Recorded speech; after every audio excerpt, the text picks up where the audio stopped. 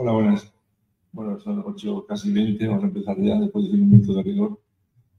Esta es la visión general del hospital de las que decimos especiales. Especiales son finalmente las que son o por un tema especial o por un ponente especial o una circunstancia diferente. Y este cumple pues todos los requisitos, porque el tema es especial. Después, Paco Jarota nos dirá que es el tema que va a hablar. El ponente es especial, un súper especial, muy conocido, no por conocido, sino por el bagaje que tiene detrás de toda su vida y actualmente un montón de cosas haciendo, de cultura, de divulgación, de saber, de movimiento. Y aparte también porque es una decisión que no es médica, estrictamente. Desde esta jefatura de estudios empeñamos un poco en que esta racha última íbamos a poner en valor también solamente las sesiones clínicas, por descontado de interdisciplinares, manteniendo la calidad y quizás está mejorando también. Pero también un poco dar cabida dentro del hospital a otro tipo de situaciones. Igual, por ejemplo, pues, inteligencia artificial la semana que viene, o médicos de fuera que tienen cosas que decir, o cultura. Al fin y al cabo, la sanidad y el hospital es cultura y es sociedad, no podemos estar fuera de la sociedad. Y esta es la sesión de hoy se engloba dentro de esta, digamos, categoría. Por hablar un poco solamente de Paco Frauta, resulta difícil hablar de alguien que es amigo tuyo, si se está por arriba o por abajo, no sabe casi qué decir. Y como presentación simplemente decir, pues, tengo un currículum extensísimo, pero es catedrático emérito de la filosofía de la Facultad de la Universidad de Murcia, tiene cursos y seminarios en la Universidad de Berlín, 2 semanas al mes, todavía ahora mismo, en París, en Suiza, en Austria. Habitualmente viaja a conferenciante habitual, ha escrito más de 60 libros, articulista. Y saben que, sobre todo, que ha vivido mucho, ha vivido muy social, se ha recorrido África, por ejemplo, y tiene una visión de la jugada, de la sociedad y de la cooperación también. El patrono, por ejemplo, de nuestra ONG, Sociedad Solidaria, es miembro también, donde ha sido patrono del Museo de la Sofía o de la Fundación Motiva ahora mismo. Una situación social, digamos, que ha vivido mucho y se implica en casi todo. Y la parte social es una parte fundamental en esto. Y nada más, de tanto que decir que no sabía qué decir, pero gracias por estar aquí. Bueno, buenos días y muchísimas gracias, José, por tu invitación. Ese privilegio siempre digo que he tenido el privilegio de tener un cirujano particular. En 2 ocasiones, alguna más seria, pues pasado por sus manos, y esta casa pues la reconozco también como mía. Evidentemente,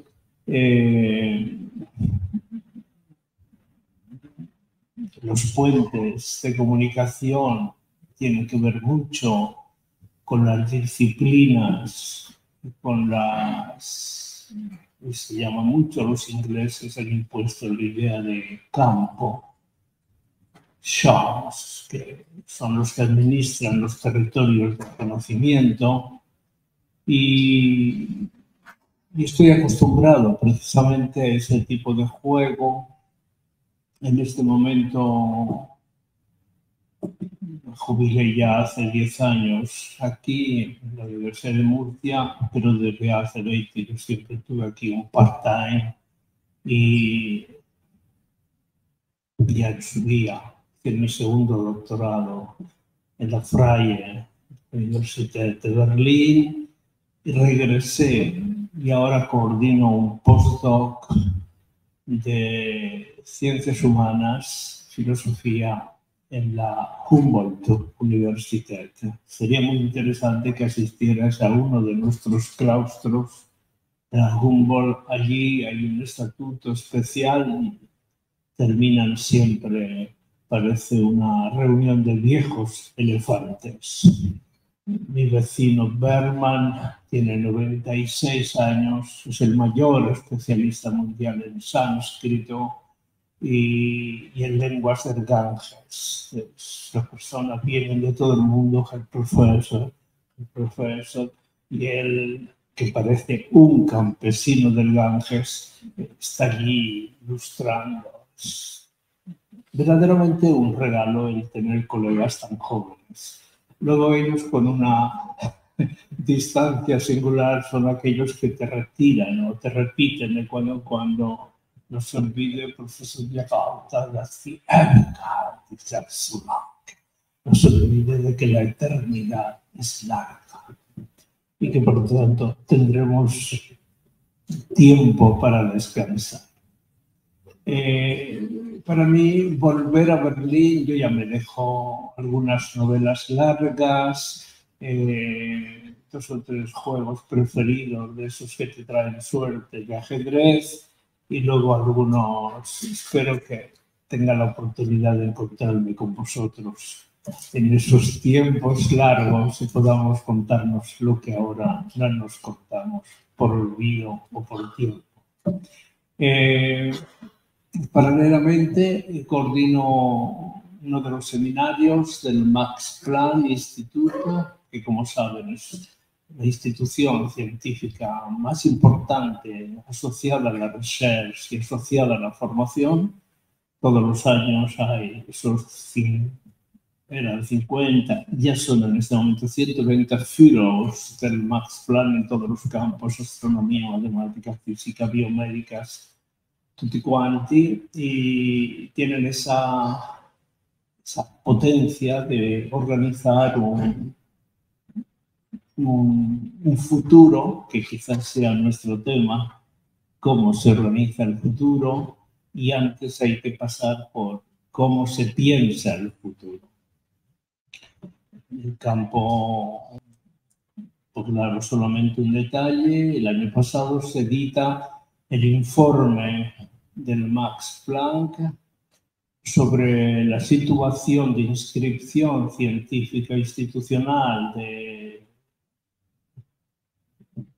el chercheur, el investigador típico europeo. En este momento, 6 de cada 10 ya no trabajan en universidades, sino que trabajan en los institutos de las grandes corporaciones. La universidad hará ciencia básica, pero los transfers se hacen ya a otros espacios, a otros territorios.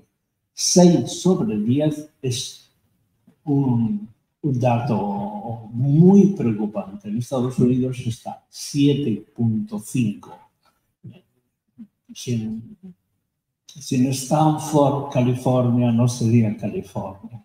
Es una cuestión de transferencia tecnológica asociada a las grandes inversiones sobre producto tecnológico que en este momento son los más rentables en el mundo.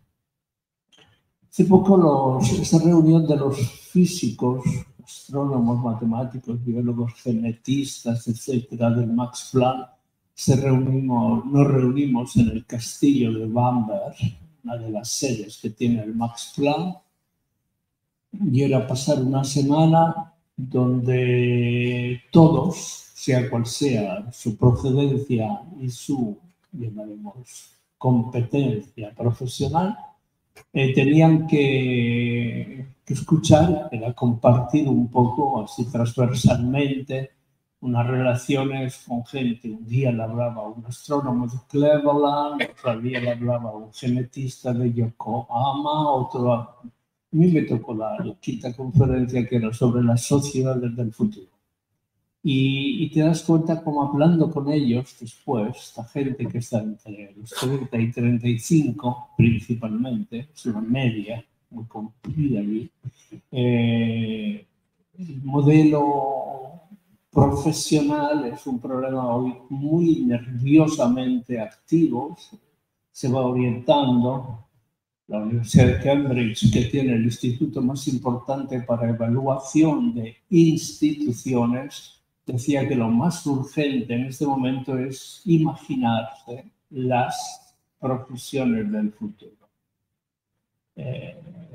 Los intercambios, tanto que si tú tienes 30 años, tú puedes decir yo cuando tengo 40 seré esto.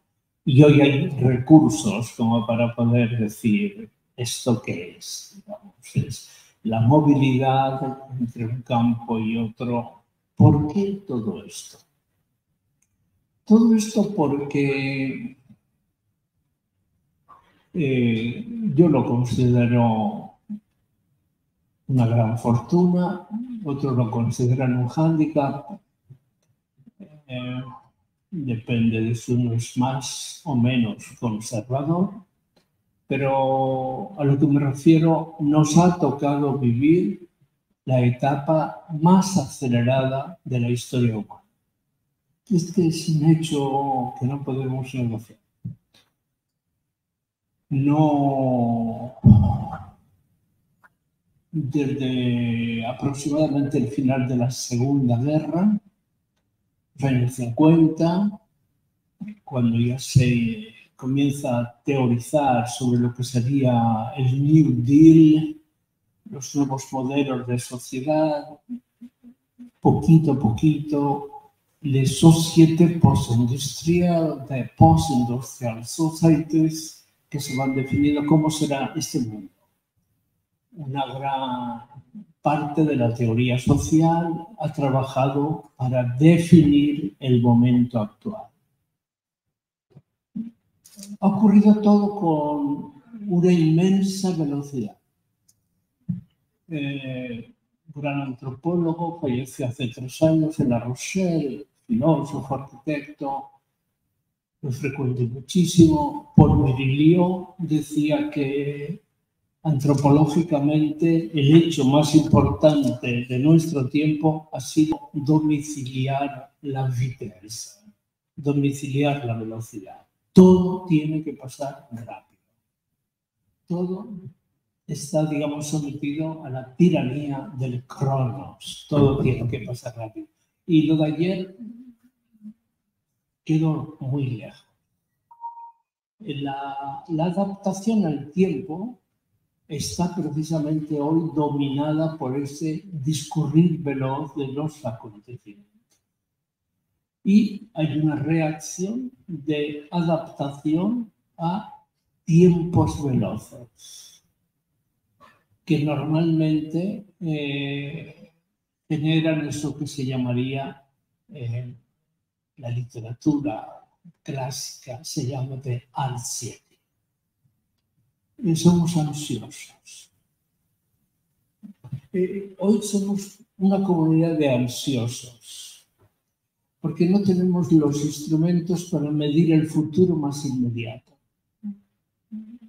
Antes dice, pero esto ha sido siempre. Sí, ha sido siempre, pero hoy lo es de forma muy particular, mucho más radical. Y no hay instrumentos, carecemos de instrumentos de prospectiva. Antes había un sistema que podemos llamar conceptual simbólico que administraba los modelos de prospectiva de la sociedad. Entonces, se está en un momento en el que quise dar ese título, que es una de las conferencias, lo invité varias veces a España, a Zygmunt Bauman, y él ponía We Global Bystanders, nosotros observadores globales. Como si delante de nosotros pasara un tren de alta velocidad, nosotros estuviéramos en el andén, hacemos el ademán de subirnos al vagón y el tren zoom y te quedas ahí. Y esto toda la vida, es como si fuera una película de Tati, estamos allí en el andén queriendo coger el tren y el tren zoom, zoom, zoom, y estamos siempre, y nos miramos y decimos, ¿y yo qué?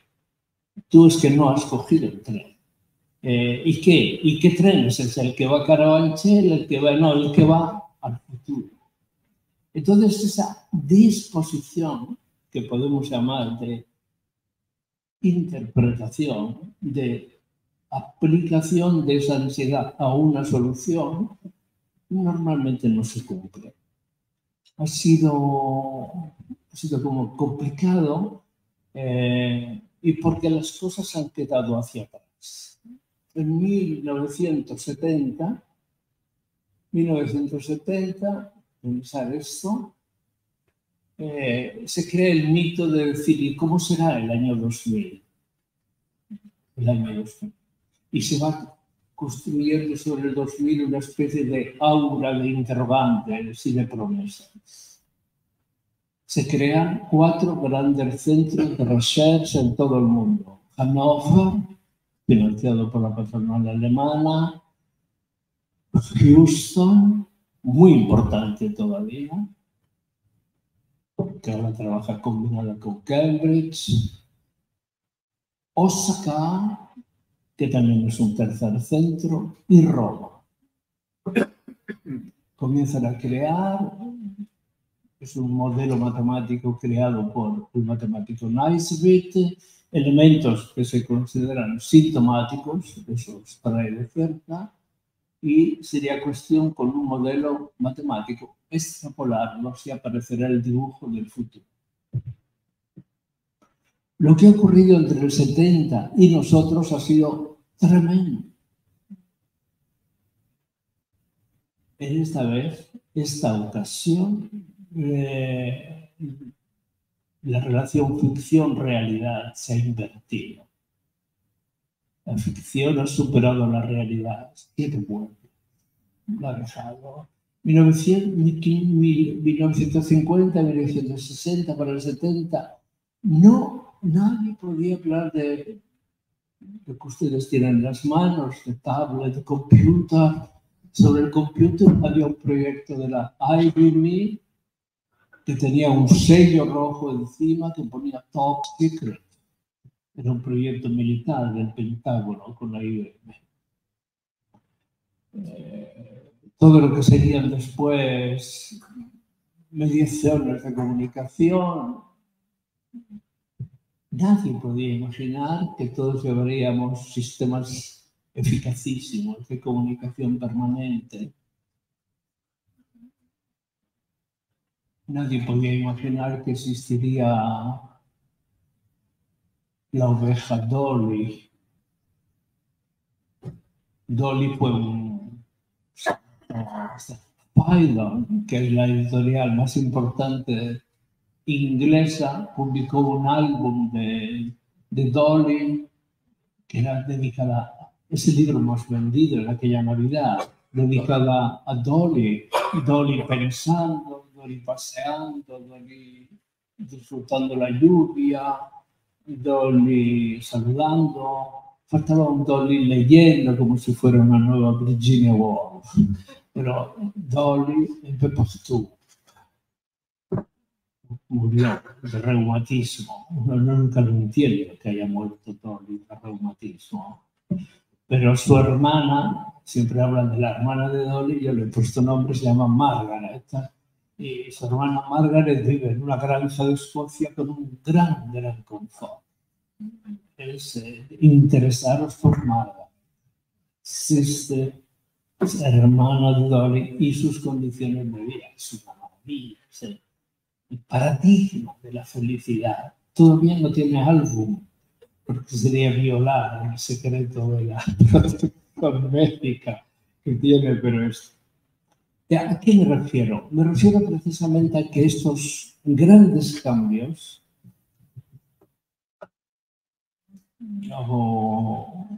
nos han transformado también nuestros modos de vida. No todo es velocidad. Hoy hay sobre la mesa las grandes corporations del mundo elaboran sus propios informes, como sabéis. Los podéis consultar, son públicos. Y todos dicen que en las sociedades del futuro el segmento más activo, el que condicionará todo, el que modificará todo, será communication, communication and communication. Todo va a pasar por la comunicación. Imaginaros que tú coges el vuelo que yo cojo del Madrid-Berlín, 2 horas, cuando llegas a Berlín todo el mundo saca sus teléfonos, pone su pin, ya lo tenía en modo avión, conecta directamente y observas las caras de la gente y todos ponen unas caras de ansiedad tremenda. ¿qué será? Y de pronto suena la respuesta del servidor que dice Welcome to Berlin. Entonces, es una simetría que le hiere, porque evidentemente esperaba una voz reconocible, alguien que te ha dicho qué tal el viaje, la noche fue maravillosa, o qué pasó, digamos, pero viene segundo y otra vez el servidor que te dice que el precio va a ser 0,7 por servicio, y luego viene otro y está uno dispuesto a tirar el teléfono contra... Uno lo guarda piadosamente, dice, porque me va a servir por lo menos para decir, ya que no me dice lo que yo espero, yo diré lo que ellos quieren. El truco es simplemente ganar la batalla sobre el puente de los sentimientos, que parece el puente del río Kwai, ¿sabes? Es ganar la posición como en un ajedrez. Todo va a ser transformado con esa forma maravillosa. Hay en Londres, si vais en la London University, allí cerquita de la Russell Square, hay un centro que hoy es considerado de los más avanzados del mundo en este campo que estoy comentando. Quería darle a las 8 de la mañana, solo se podían hacer conversaciones informales o periodísticas. Falta solamente el café y el petit croissant. Pero esto ya se lo han tomado ustedes. Entonces, lo que allí aparece es justamente que, y estoy tocando un tema que es muy importante, que es cómo nosotros nos adaptamos a todos los cambios que la tecnología está produciendo y que la sociedad declina, es decir, aplica, desarrolla. Es una forma de los desarrollos que vienen después instalados en los sistemas sociales y en los sistemas antropológicos de lo que se llama hoy los New Cultural Standards, los nuevos estándares culturales, como somos nosotros.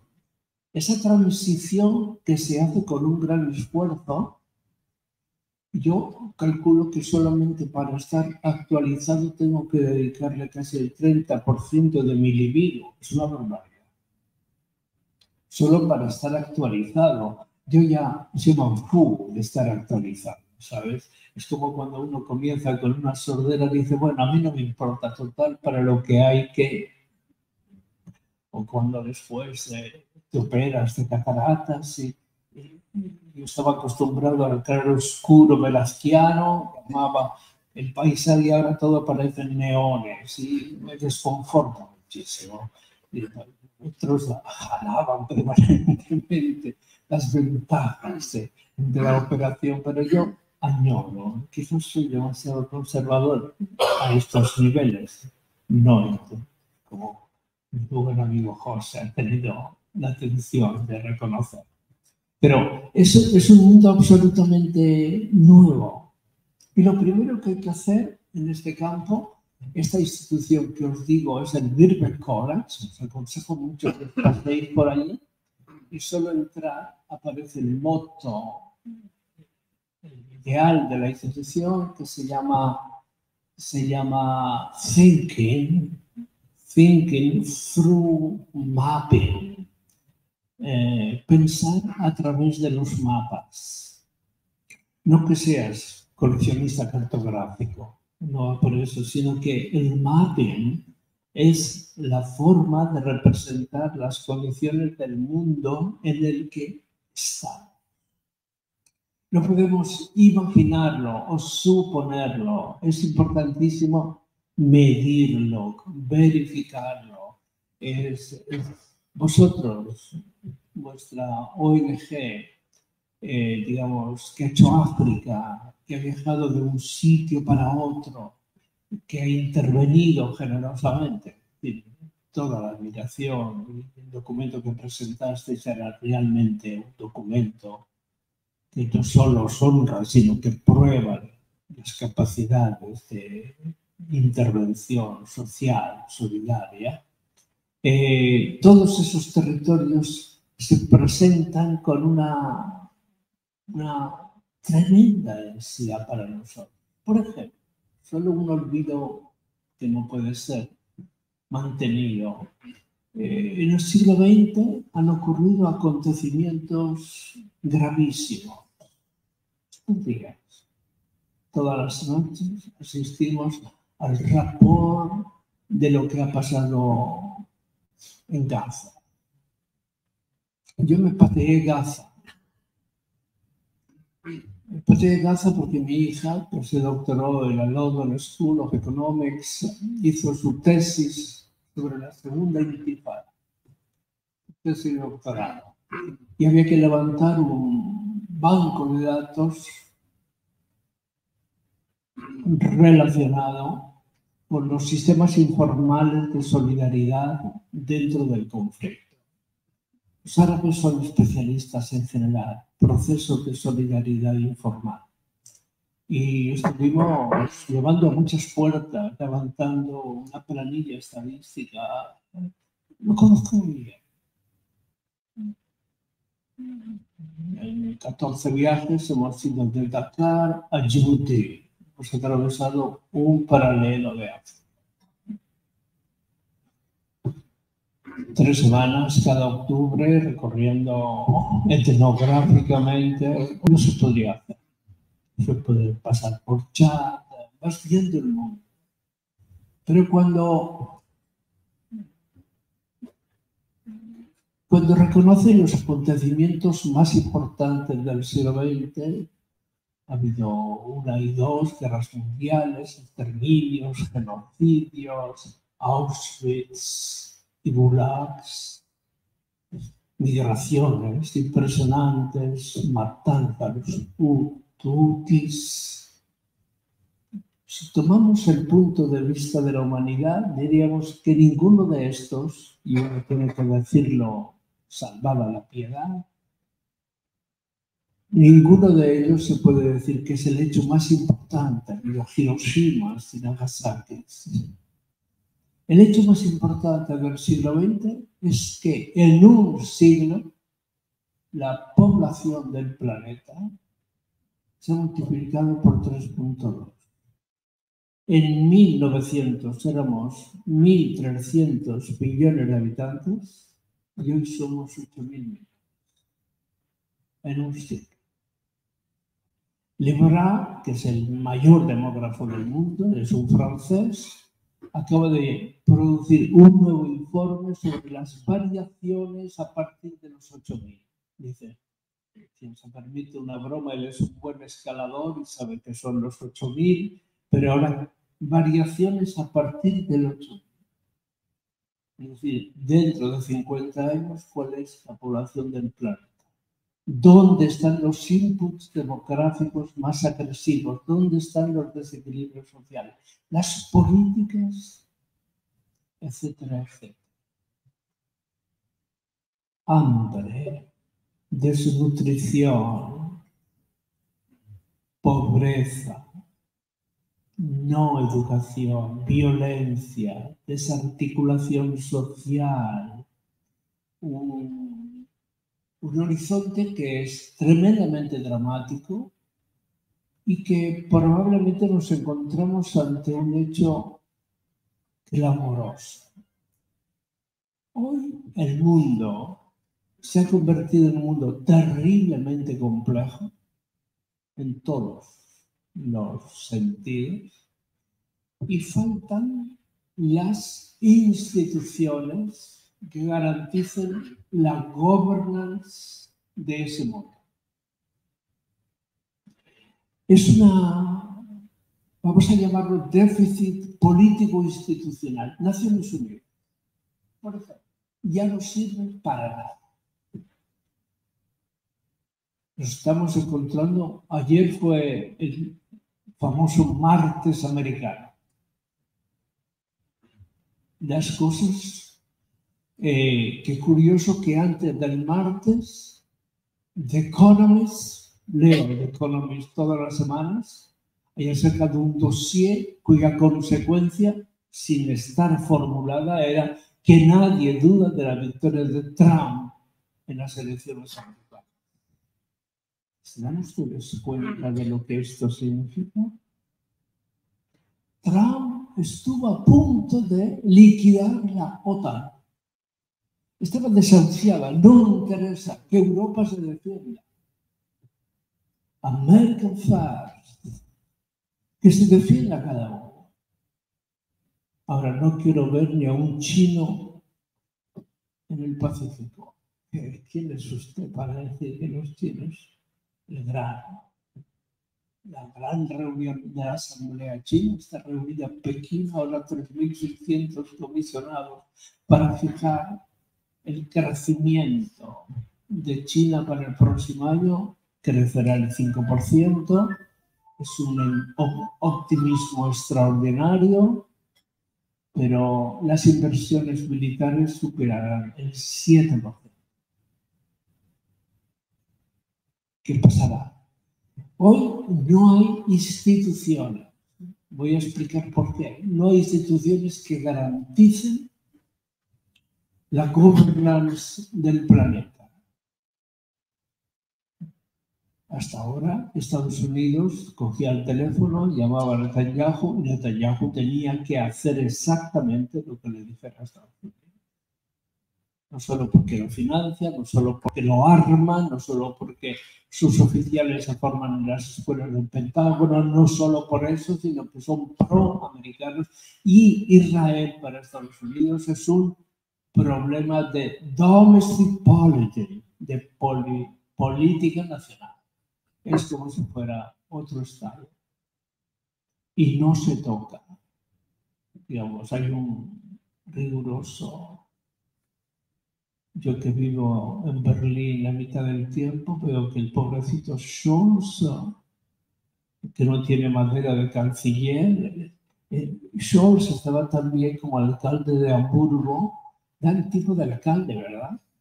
Que da el aire de alcalde, pero no puede ser canciller. Digamos, Europa funciona si el eje Berlín-París funciona. Y déjate de historia. Y no funciona ni el Berlín-París ni el París-Berlín. Ese eje se ha liquidado exactamente. ¿Y quién manda? Nadie. Nadie. La von der Leyen. Alma buena, entre comillas. Digamos, la von der Leyen, que además se va a volver a presentar porque dentro de unas semanas, mes de junio, hay elecciones europeas y va a ganar el grupo conservador. Lo sabe todo el mundo. Va a ganar el grupo conservador. Si quieren, les digo el nombre del próximo presidente del Parlamento. Será Werner, el alemán que ha dicho, seré yo. Ya se presenta, te saluda y dice, el próximo presidente del Parlamento. Encantado.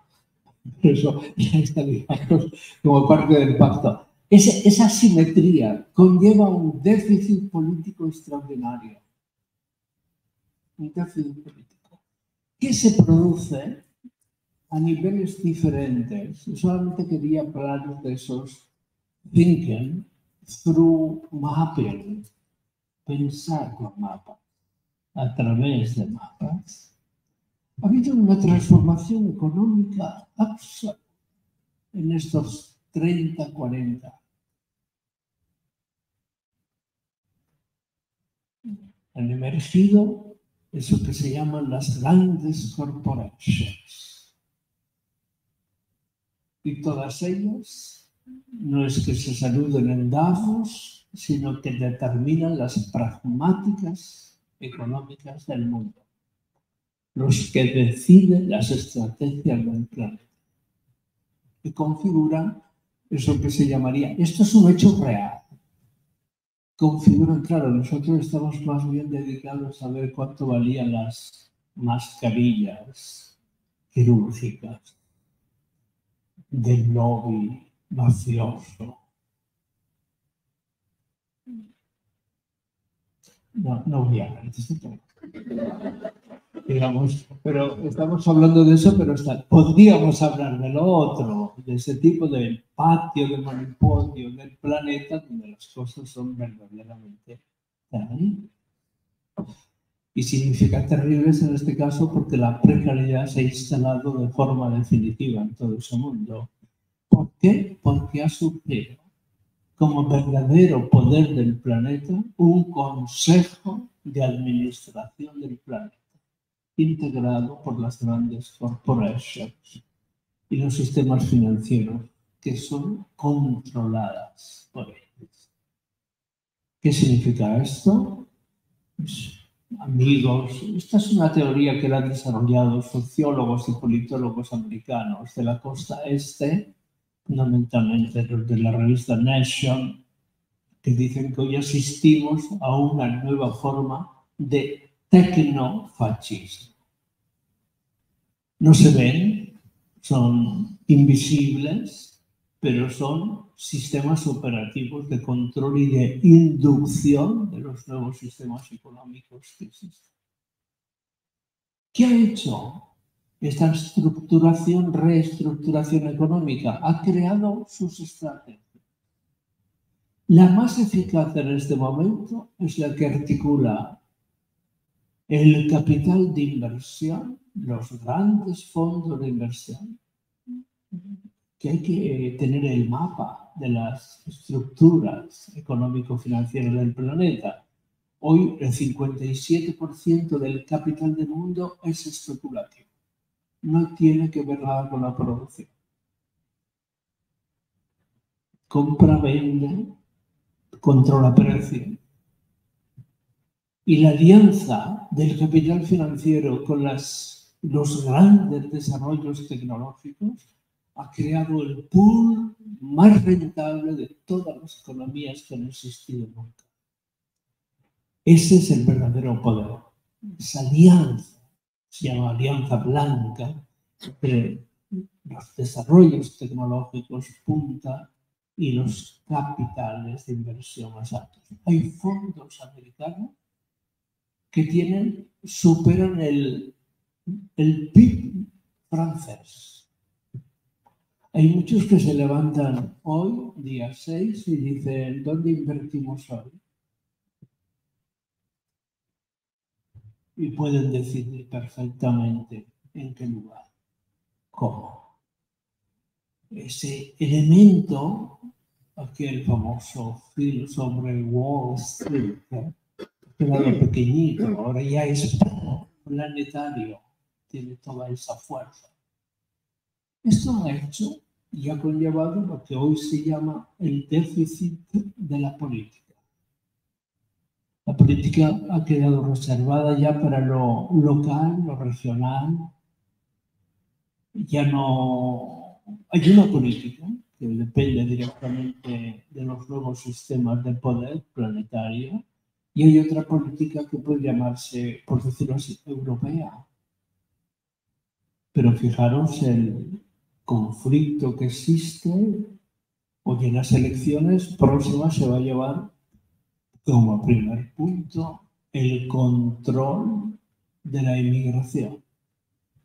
Ese es un tema aberrante, porque África seguirá viajando con todos sus derechos. Era muy importante, por ejemplo, hace ya 5 años, cuando todavía estaba la Merkel de canciller alemana, tuvo ese esfuerzo moral admirable. Yo he hablado muchísimas veces con ella, porque cuando salgo de mi despacho por la noche, paso la Humboldt, que está al final de Unter den Linden, y ella solía tomarse un sándwich de salmón allí en el Einstein Café.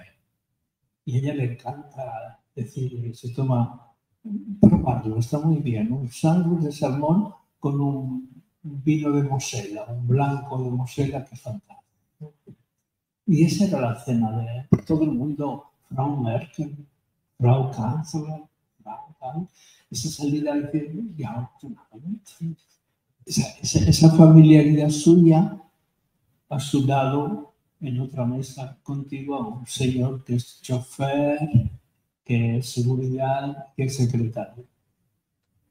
Una burocracia extremadamente limitada y que se toma el mismo sándwich de salmón y la misma copa de vino de Mosela. Las cosas así paritarias son muy simpáticas, digamos, en cualquier caso. Pero esa relación con la inmigración, la Constitución alemana reconoce todos los derechos a una persona que tiene el estatuto de emigrado aceptado.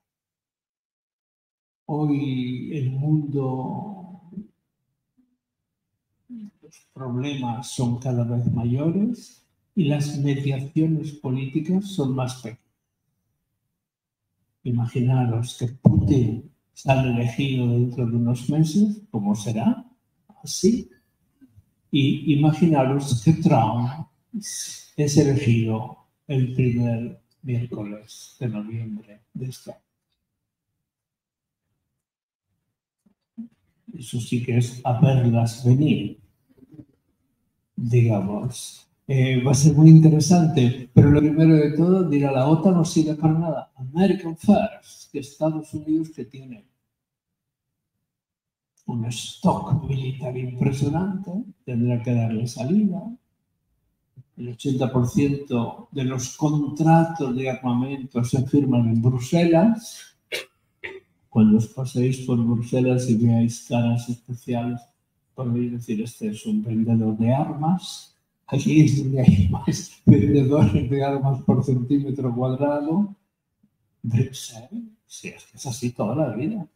Los lobbies de las armas están allí porque controlan África y controlan Medio Oriente. El resto, sabemos que mientras tanto se produce toda una transformación antropológica de lo social. Se ha seguido, por ejemplo, un caso, solo un pequeño detalle. La comunicación introduce los procesos que tienden a unificar los estándares culturales. Cada vez es más pequeña la distancia entre una niña de Singapur y de Alguaza. Las dos trabajan con los mismos, han comenzado a trabajar con Sony, luego hacen lo otro, luego reciben los mismos flujos de comunicación, el mismo Spotify. Quizás el arroz de Alguazas es mejor que el arroz maravilla, tampoco. Pero todo, es tan bonito cuando Baudelaire escribía aquello en 1876, escribe aquello de tout devient marchandise. Todo se convierte en mercado. Tout devient marchandise. Y Marx, cuando escribe el primer libro del Capital, sobre la mercancía. Esa es la clave. El mundo se cosifica, se hace mercancía. Y el capitalismo ya no debe ser entendido como un sistema de producción, sino como un modo civilizatorio. Un modo de civilización. Nosotros somos ciudadanos de ese sistema. El seminario que tendremos en junio, final de año en Viena, del Max Planck Institute, es sobre nuestro sistema de necesidades. Nosotros somos civilizatoriamente la civilización con el sistema de necesidades más complejo. Todos los mecanismos inducen nuevas necesidades. ¿Y a dónde va? El sistema a configurar un tipo de personalidad. Freud ya había escrito aquello de que en la primera clasificación de las patologías decía que vosotras sois histéricas, tomadlo a bien, es un elogio, y nosotros somos neuróticos. Eso se ha cambiado varias veces, y a lo mejor nosotros somos histéricos y vosotros sois neuróticos.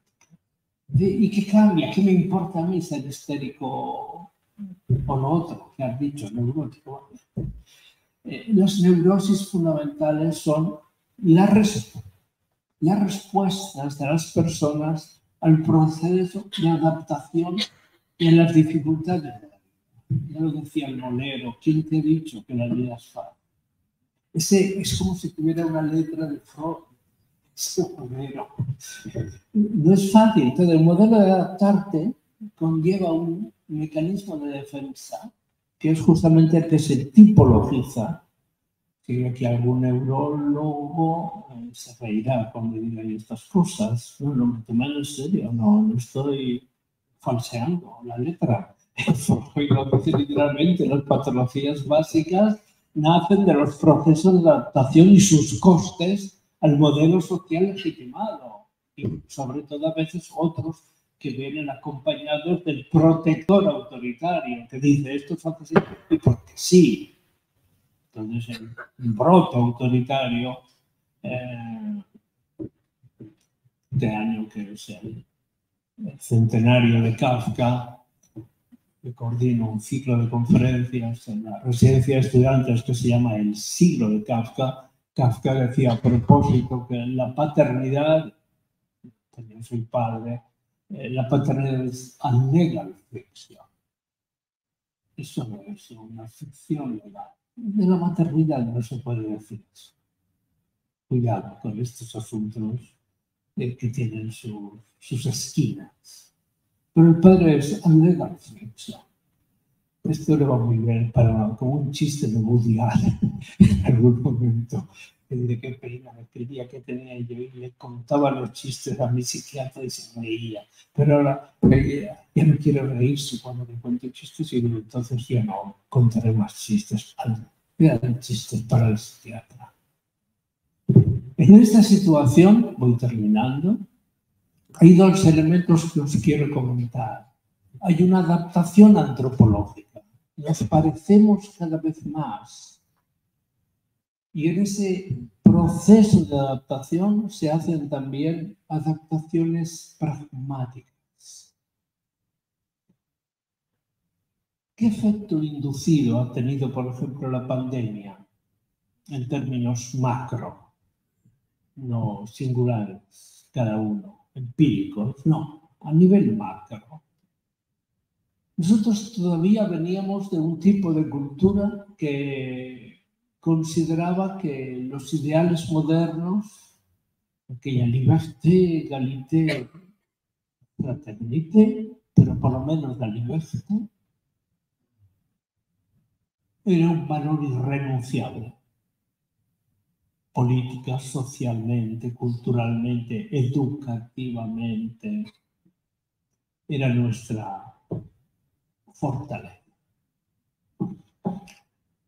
Tan pronto se introduce unas dimensiones altas de riesgo, me gustaría mucho que un día se tercia. Quería comentaros, por ejemplo, el libro de Ulrich Beck, Risikoressenschafft, la sociedad del riesgo. Tan pronto se amplía el espacio del riesgo, se negocia la libertad a favor de la seguridad. Lo que se ha producido ha sido precisamente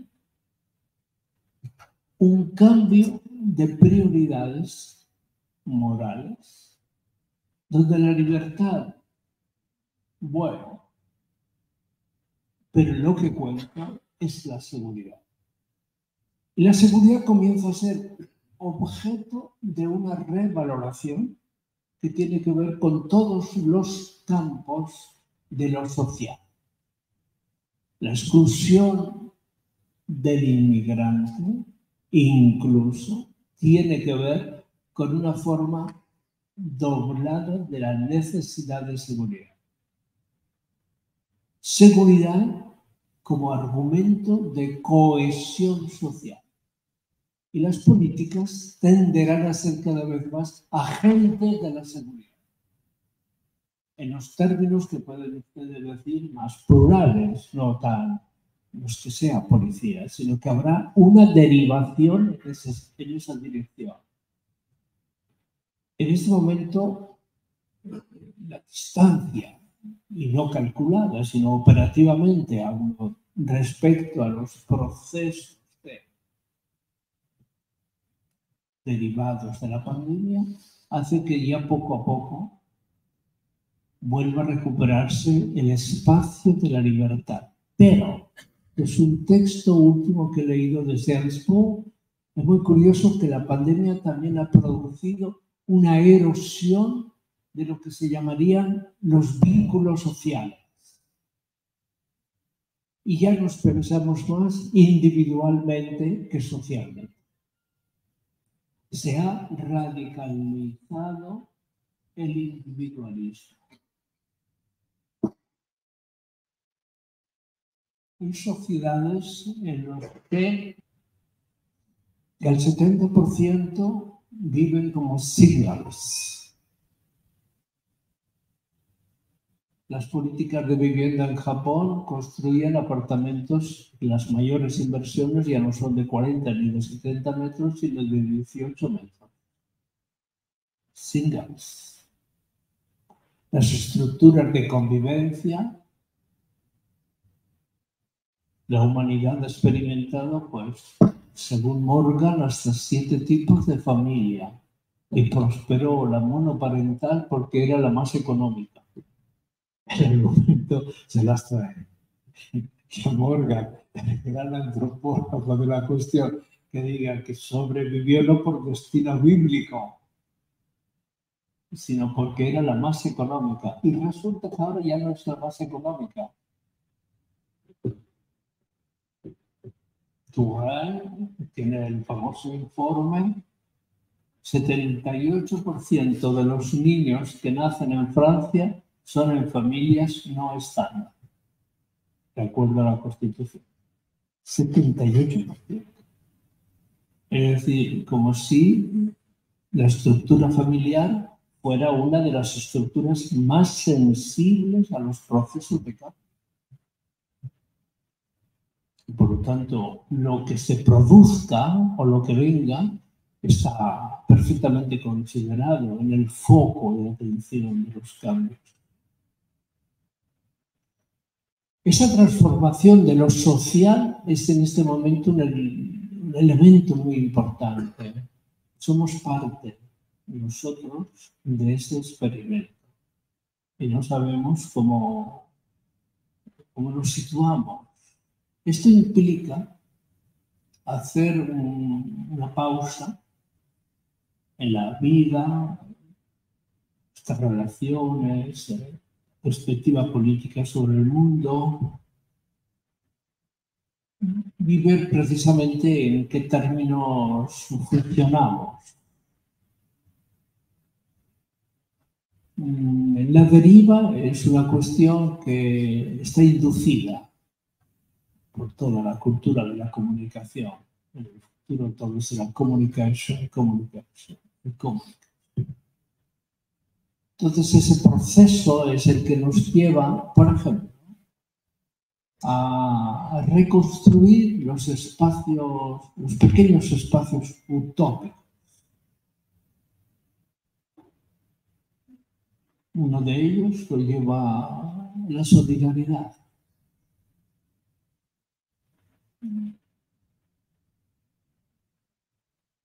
Esa forma de estar cerca. Nosotros, un grupo pequeño, hemos hecho 20 años, 2-3 semanas en julio, Haití, Gabón, Lesbos, Lampedusa, Tesalónica, sur de Marruecos. Experiencias muy duras, ¿no? Israel, palmo a palmo.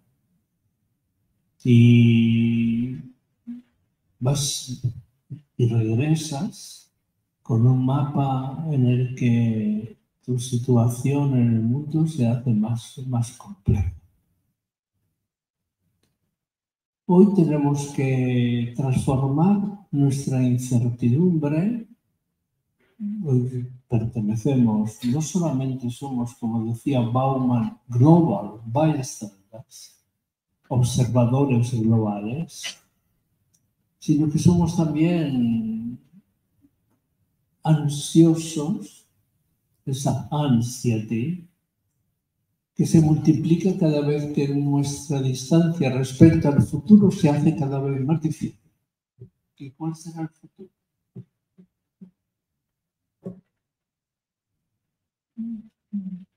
No es suficiente decir que tendremos sorpresas. Como decía Chaplin en alguno de sus grandes filmes, no se muevan, hoy tendremos grandes sorpresas. A mí me encantaba, termino con esta pequeña historia. Soy muy lector de Dickens. Dickens escribe un libro maravilloso que se llama Great Promise, grandes promesas. Y durante 2 años recorre todos los teatros de Inglaterra leyendo un capítulo o 2 de ese libro. Todo el mundo estaba emocionado con Dickens. En el pub, ya saben que la institución más importante de Inglaterra es el pub. En el pub de la Victoria Station, todavía está, de la Victoria Station salían todos los trenes de Inglaterra. Todo. Es una joya la Victoria Station. Podrías comunicarte con todo el mundo. Viajabas a Brighton, viajabas a Glasgow, lo hacías todo. Y claro, el pub de la Victoria Station tiene la dignidad de ser. Los miércoles primeros de cada mes se reunían allí a hablar 2 grandes amigos y los 2 se llamaban Charles. Uno era Charles Dickens y el otro era Karl Marx. ¿Y de qué hablaban Charles Dickens y Karl Marx? Solo podían hablar de una cosa. ¿Has visto cómo cambia todo? Es como lo que estamos hablando hoy nosotros. ¿Has visto cómo cambia todo? Y hablaban del futuro. Y un día le dice Dickens a Marx, tendría el gusto de invitar a nuestra conversación a un gran amigo, que seguro que le gustará conocer. Dice, por favor, ¿es amigo suyo o es amigo mío? Aquel miércoles de abril se sumó a la conversación otro Charles. Y era, ya lo sabéis, era Charles Darwin, que acababa de leer en la Royal Academy of Science su memoir on the origin of species. Imagínate los 3 hablando, posiblemente eran los más competentes, Dickens, Marx y Darwin, sobre ese futuro. No tendríamos que ser ellos más competentes que nosotros si nos sentáramos a hablar del futuro. Nuestras impresiones, yo por turno me tocaba a mí hoy, más o menos las he expuesto, pero estoy convencido de que esto, si tuviera su secuencia, las que propusieran nuestras preguntas, al final somos nuestras preguntas. Se lo digo a mis estudiantes siempre. Somos nuestras preguntas. Y si no tenemos preguntas, somos póstumos en vida. Es importantísimo multiplicar esa inquietud que se llama pregunta. Es nuestro tesoro, nuestro capital. Y a partir de ahí comenzamos a pensar. Y esto no quiero que os sepa a pesimismo. No, en absoluto. Siempre estaba, esta vez sí que termino, ese estupendo filósofo español que se llama George Santayana, profesor en Harvard, pero a él le gustaba que le llamaran Don Jorge. Se refugió últimos años de su vida en un convento de monjas porque le garantizaron un espacio maravilloso en el centro de Roma. Un día una periodista va a hacerle una entrevista a don Jorge Santayana y ella, que era un poco bisoña, le dice: y usted, interesadísima, pero que pudiera contestarle, y usted, don Jorge, ¿qué es? ¿Pesimista u optimista? Dice: por favor, señorita, usted no va a ninguna parte con este tipo de preguntas, y menos a mí. Escriba, por favor, así taxativamente. Escriba. Y él miraba a ver cómo escribía. Dice: don Jorge Santayana dice que no es ni pesimista ni optimista, sino que es escépticos apasionados. Los escépticos no lo vemos claro, vemos que el mundo va a tener una complejidad tremendamente difícil, pero somos apasionados. No renunciaremos a aquello que todavía pertenece pues, al ideario moral y cultural de nuestra vida. No se había observado aquel córner, ya que estáis todos. Qué curioso. Tenía que... Oye, me ha dado mucha alegría ver que aparezcáis allí. ¿Seráis residentes vosotros? ¿O de dónde venís? Bueno, os saludo. Escépticos apasionados. Muy buenos días.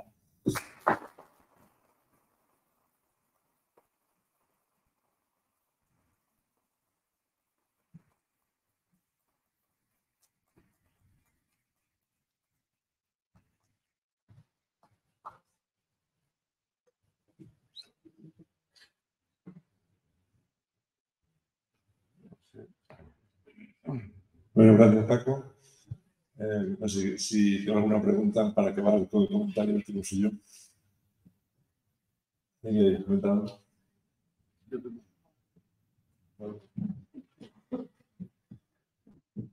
Bueno, primero enhorabuena. Don Francisco, ha sido estupenda la charla. Y entonces, como buen ansioso, yo me pregunto algunas veces cuál sería el futuro de los médicos en los próximos 20 años. Y se me ha ocurrido que cuando el diagnóstico lo haga el tal vez con alguna interconsulta al robot ese que tenemos ahí en el laboratorio, nos opere el Da Vinci, ¿qué papel le va a quedar al médico? Solamente el de dar los resultados. A lo mejor estamos preparados para comunicar con nuestros congéneres, es lo que mejor sabe hacer el hombre, comunicarse con los demás, es lo que tenemos que prepararnos. Estoy muy contento de escuchar esta pregunta de mi amigo, porque es como si ya produjera efectos la charla. Y la mejor forma sería que la próxima sesión la tuvieras tú y expusieras con carácter reactivo casi tu punto de vista de una forma muy efectista, quitar al Da Vinci, al Petata. Estamos todos en una máquina y la máquina de la medicina cada día será precisamente más tecnológico. El mediador, que se ha llamado médico,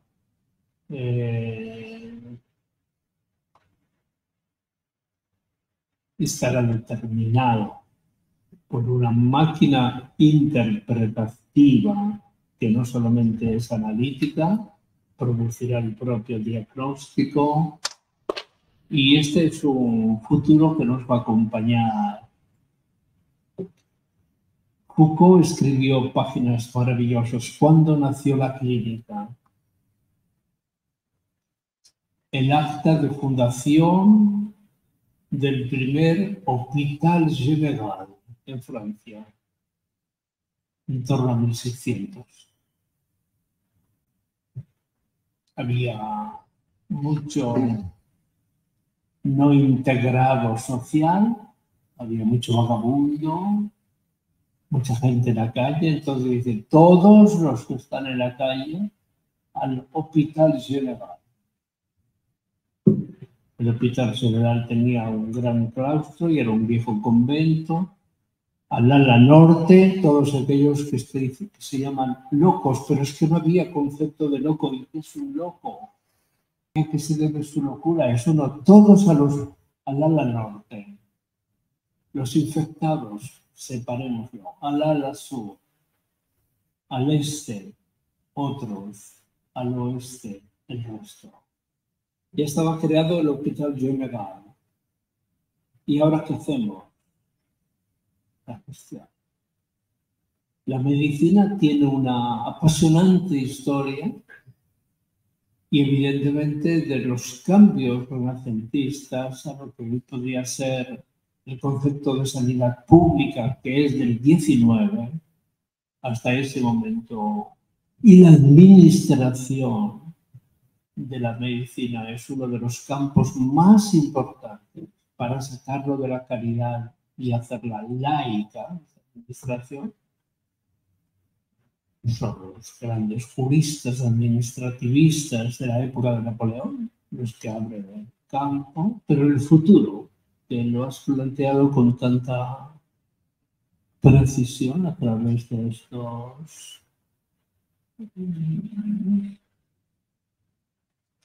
no sé, tenemos por suerte el paracetamol. ¿Qué desastre tan grande? Y cuando éramos niños todos éramos de Bayer, todos tomábamos aspirina. Y yo recuerdo mi hijo de 5 años y dice, papá, ¿y cómo sabe la aspirina dónde me duele? Era una cuestión importante. Digo, pues es que es muy inteligente, ¿sabes? Sabe perfectamente, pero es que me cura además, ¿sabes? La ruina de la aspirina. El 80% del paracetamol lo produce la India. Montañas de paracetamol. Buscarlo, hay un reportaje extraordinario. Yo creo que he tomado uno esta mañana, pero ya automáticamente. Un paracetamol y un Orfidal. Yo llevo 20 años tomando Orfidal todas las noches. Pero por salud. No tiene que ver nada. Mi hermano, que sube al médico, yo vengo de familia materna, todos médicos, y me dice, tú a tu edad tienes no solo el cerebro, sino el cerebro completamente formateado. Tómate. La ventaja es que puedas dormir 7 horas. Yo tengo una relación empática muy gratificante con el Orfidal. Tengo un paracetamol, tengo un Orfidal, tengo un amigo cirujano. Os conozco a vosotros, pues que yo ya estoy conectado. Entonces, leo a Maimónides, que era un médico del siglo XII. Pero claro, la institución, tocas un tema políticamente muy serio, la institución médica, la salud. ¿A dónde va? A mí me produce siempre mucho nerviosismo pasar por la noche a orillas del Rin en Basilea. Allí, asomados al Rin, están los edificios de todas las grandes farmacéuticas del mundo. Están dados cita ahí. Tanto que los consejos de administración de esta farmacia, de estas grandes farmacéuticas, desde Wellcome a Merck, están. mirando y se reflejan como una ilusión. A lo mejor en su programa hay 12 programas tremendos. Por ejemplo, para el Alzheimer, el que gane la batalla hace un gran business. ¿Por qué eso no se puede hacer en la universidad? Porque eso se ha reducido tremendamente el tiempo crítico entre la producción del conocimiento y su aplicación tecnológica. Ese transfer de la producción a la implementación se ha recortado muchísimo y eso exige mucho control y finanzas. Pero claro, ese espejismo de Basilea sobre el Rin, todas las grandes farmacéuticas con unas luces de noche, así como si fueran unas boards. ¡Hola! Los enfermos nos paseamos por allí diciendo, ven ustedes la máquina de la salud. Y luego vendrá el Da Vinci y vendrá el Leonardo. Eso ya será. No, me lo tomo muy en serio, ¿sabes? Lo que dices y, claro, tocas el tema de ese futuro de la institución porque está bien pensar y obligadamente es necesario pensar la salud como institución. Muy bien. Bueno, pues yo creo que acabamos. ¿Vale? Gracias, ¿no?